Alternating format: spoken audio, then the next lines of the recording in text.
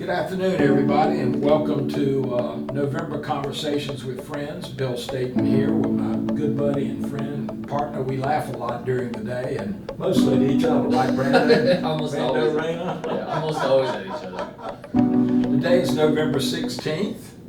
Navari Capital Management is a registered investment advisory firm headquartered here in beautiful Charlotte, North Carolina. We create customized portfolios for individuals, families, and nonprofit organizations with an emphasis on individual stocks and bonds. We also provide retirement planning and estate plan review services. The information provided in this brief recording is for general information purposes only, and all expressions of opinion here are subject to change without notice in reaction to changing market conditions. Brando and I came across an interview recently with Warren Buffett and his partner, Charlie Munger, and it was a dozen points about solid investing. And we wanted to share a couple of the points with you because they are well worth repeating. We're not going into any particular detail on them, but one of the things was that companies that you want to own should have moats, M-O-A-T-S, and the America's Finest Companies that we invest in for you almost always have moats. If you think of the old castle days, and the moat surrounding gives you protection, and we thought that was a good piece of advice. We thought another one was to make sure that the companies that you invest into, or that we invest into on your behalf, the company runs a solid business. Hopefully the management runs the business with integrity, and always be learning. Warren Buffett and his partner Munger are always learning, and we love this statement. We'd much rather hire someone with intellectual curiosity than a narrow focus on finance. I thought that was a good comment. Yeah. But the one that stood out for Brando and me was point number 12, the key to happiness. Buffett and Munger noted, the key to a happy marriage isn't a beautiful spouse, smart kids, or pleasant conversation. No, say Buffett and Munger, the key to a happy marriage is finding someone with low expectations.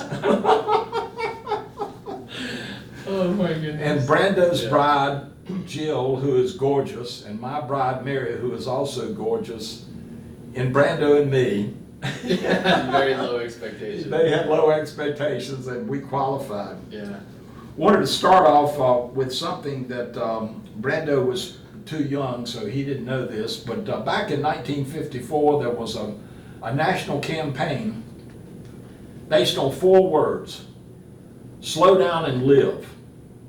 And it was a billboard campaign. Billboards all over the country posted 4 words: slow down and live.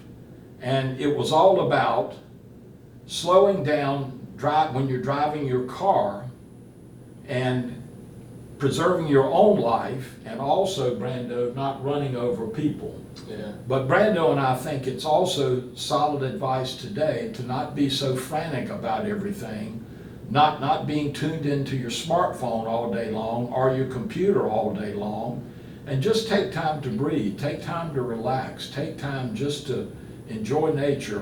Brando goes out for a walk a lot during the lunchtime. I walk our dog Bianca twice a day, get out and play tennis several times a week, and these are just great times to slow down and live and enjoy life. So we wanted to pass that on to you. Yeah, I think particularly if you think about, especially as the world of investing, how much really changes from day to day with the long-term value of your company. It's not much. No.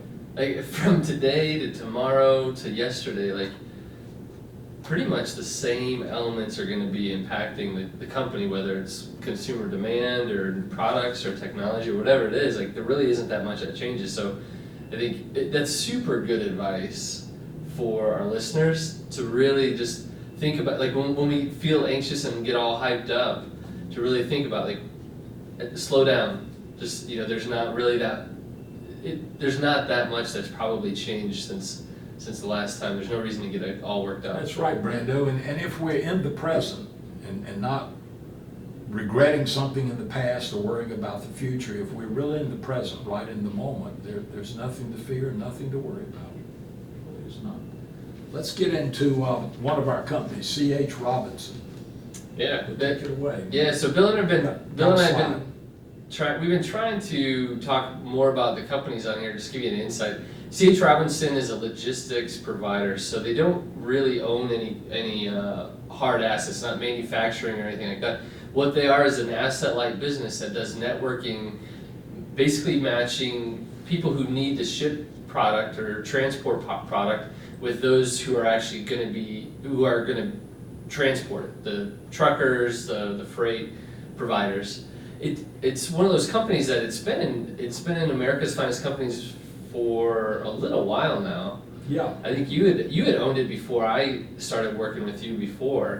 Right. Previously. And that's one of the reasons we liked it, because they don't have the plant and equipment that sometimes can be easily outmoded by the competition. Yeah. But they're in the forefront of technology in terms of making all the companies that they deal with more efficient, cutting down on transportation costs and so forth. Yeah, and I think that's a good point that we should bring up.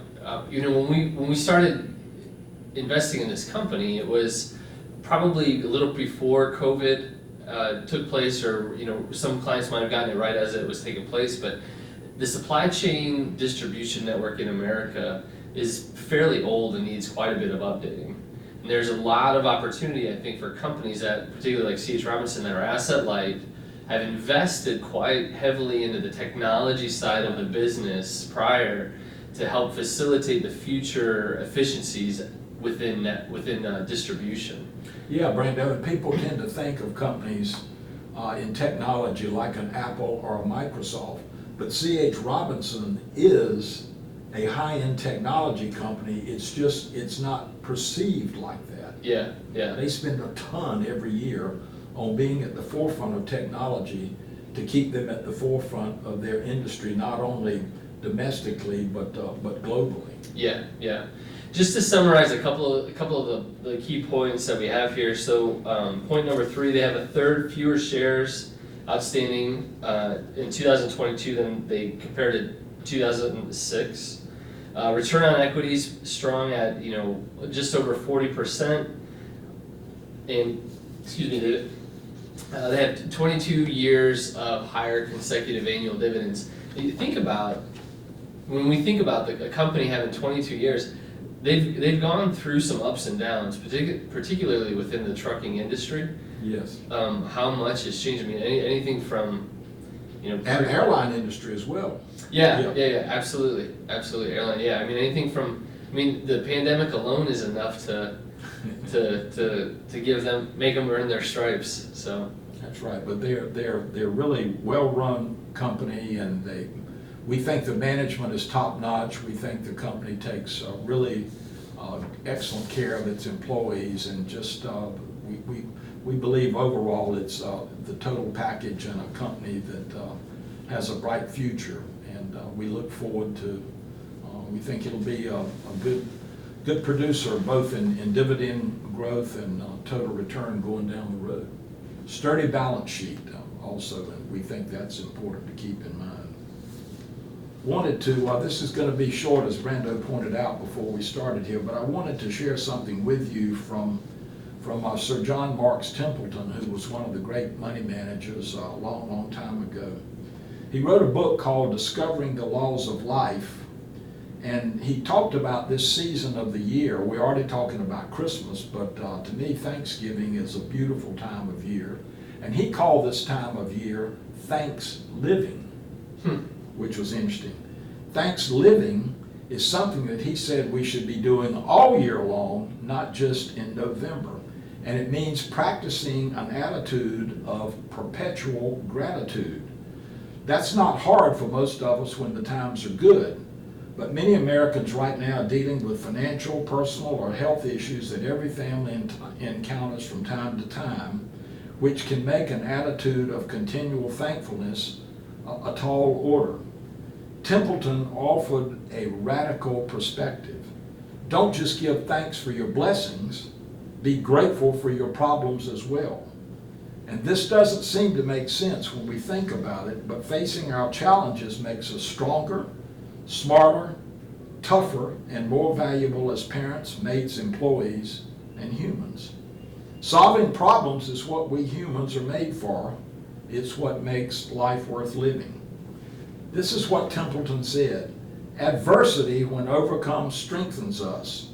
So we are giving thanks not for the problem itself, but for the strength and knowledge that will come from it. Giving thanks for this growth ahead of time will help you grow through, not just grow through, your challenges. And to cap it all off, Seneca, the great philosopher, said, "We suffer more in imagination than in reality." So I think that's a good way to cap it off as we head into Thanksgiving and we thanks live, Brando. That's a great way. I wish I had something to add, but I'm not going to top those two. So. Well, we thank you all as always. We hope you have a blessed Thanksgiving holiday and holiday season. And as always, we're here to serve you. Ask us any questions. If you have any financial concerns that we can help you deal with, please call us. We love talking with you. Emails are fine, but the personal touch is so much better, and we always love contact with you. So take care, God bless, and happy Thanksgiving.